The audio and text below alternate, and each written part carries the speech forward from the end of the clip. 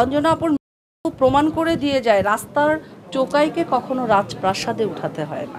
ওই ছেলেটা তো একটা রাস্তার ছেলে, ও কিভাবে মানে একটা কিংবদন্তির যে মর্যাদা, এটা তো ও ও বুঝবে কোথা থেকে? ও তো টোকাই টাইপের। আমি তো কাল মারতাম, আসলে রাগ আমি অনেক কন্ট্রোল করেছি, যেহেতু আমার সেখানে অনেক সিনিয়র শিল্পীরা ছিল। আপুর এত ব্যাড লাগ কেন? তাকে 6টা দিন পরে হসপিটালাইজ করা হয়েছে। অ্যান্ড আমি যা শুনেছি যে 6 দিন সে প্রচণ্ড পরিমাণে জ্বরে আক্রান্ত ছিল এবং পায়খানা পিসাব যা কিছুই সে করেছে বিছানাতে করেছে। সে মানুষটির সাথে অন্যায় করা হয়েছে, মানুষটির সঠিক চিকিৎসা পায়নি সঠিক সময়ে, যার করুণ পরিণতি আজকের এই অবস্থা। সেটা অবশ্যই অনেক কষ্টের ছিল এবং এ ব্যথা আসলে বলে শেষ করা যাবে না। আপু আমার অনেক একজন কাছের মানুষ ছিল এবং আপুর সাথেও বহু বছরের এক পরিচয় এবং আপুর সাথে হৃদ্রতাটাও আমার অনেক বেশি ছিল। আপু প্রতিনিয়ত খোঁজখবর রাখতো বা আমার সাথে কন্টিনিউ যোগাযোগটা ছিল। আজকে হয়তোবা ঝিমুর জন্মদিন না হলে আমি হয়তোবা প্রোগ্রামে আসতাম না, কারণ ঝিমু অত্যন্ত একটা কাছের মানুষ। ছোট বোন, ওর মনটা ভেঙে যাবে, এই জন্য আমার আশা। আমি অনেক দোয়া করি। আসলে আমরা যারা চলচ্চিত্রের শিল্পী কিংবা মিডিয়ার মডেল যারা এখানে আমরা কাজ করতে আসি, প্রত্যেকের মন অত্যন্ত নরম, শিশুর মতো।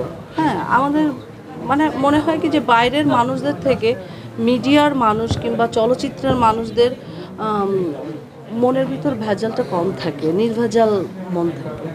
সো সেখান থেকে আমি বলবো যে আমি চেষ্টা করি মানে সবার, যারা আমার কাছের মানুষ তারা কোথাও আমাকে ইনভাইট করলে আমি চেষ্টা করি যে অ্যাটেন্ড করার।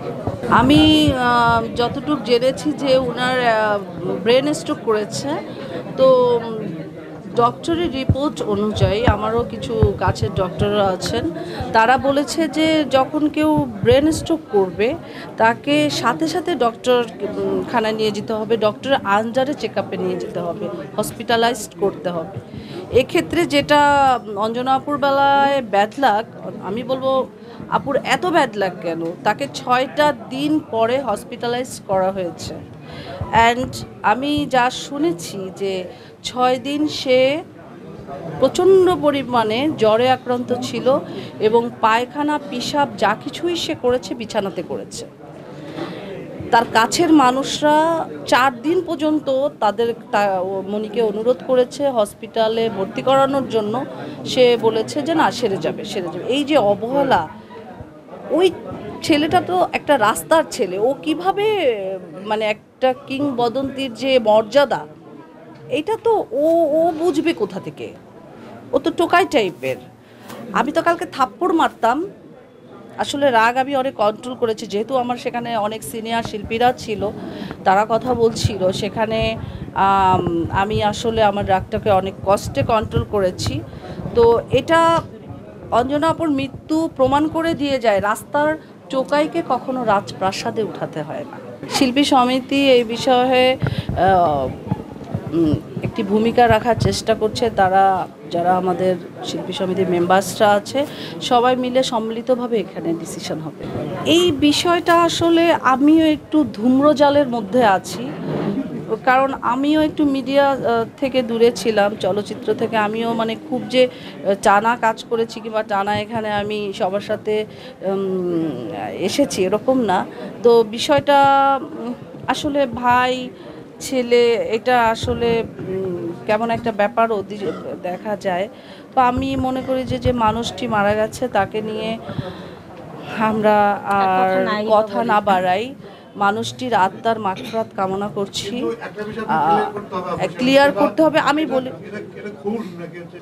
মানুষকে অবহেলায় অযত্নে কিন্তু তিলে তিলে মেরে ফেলা যায়। আমি মনে করব যে আমার যেটা সব কিছু বিচার বিবেচনা করে আমার মনে হয়েছে মানুষটির সাথে অন্যায় করা হয়েছে, মানুষটির সঠিক চিকিৎসা পায়নি সঠিক সময়ে, যার করুণ পরিণতি আজকের এই অবস্থা। পুরো শিল্পীর, প্রত্যেকটা শিল্পী যারা এখন বর্তমানে যারাই শিল্পী আছে, আমি বলবো তোমরা বন্ধু বিবেচনা করো, তোমরা সঙ্গী বিবেচনা করো, খুব বিচক্ষণ থাকতে হবে তোমাদেরকে, কারণ মানে সবাই আপন সাজার চেষ্টা করে, সবাইকে আপন ভাবলে চলবে না। আপন হয়ে তোমার ঘরে ঢুকে সুই হয়ে তোমার দিকেই ফাল পারবে। সো এ ব্যাপারে সতর্ক থাকতে হবে। প্রশ্রয়টা আসলে আপুর কাছ থেকে হয়েছে।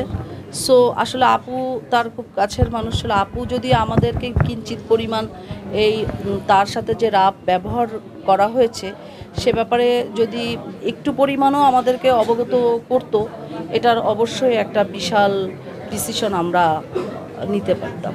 সে ব্যাপারে আমাদের কাছে কোনো প্রকার তথ্য ছিল না।